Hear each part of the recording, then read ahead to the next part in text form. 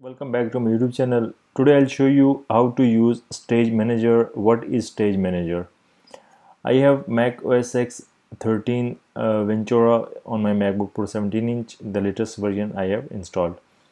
So to use Stage Manager, first of all, recently I disabled Stage Manager from my menu bar. You can go your Stage Manager setting by using Apple menu, then click on system settings. In system settings, click on control center. In control center, here you can see the stage manager option showing up here. You can select the stage manager icon on menu bar or don't show in menu bar. When you click on menu bar, it will show up on menu bar, but it will show up as well as the system tray bar. You can see on my desktop I have 5 applications frequently used. For example, I'm going to click this application and this one, it automatically switch over.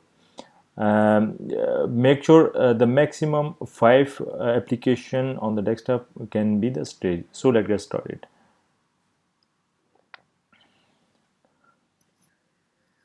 Turn on Stage Manager, and here is you can see the recent application is showing up on desktop.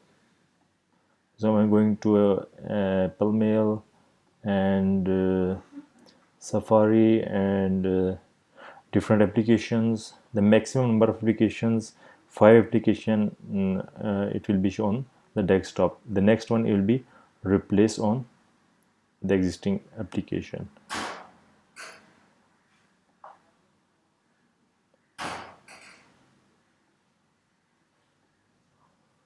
So from here you can directly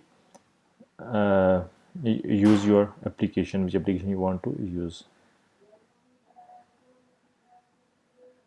If you want to exit from the Stage Manager and want use different your Mac, then you must need to first of all turn off your Stage Manager. Then you will be able to use your complete Mac. So I hope you like this video. Do please subscribe to my YouTube channel. Thank you.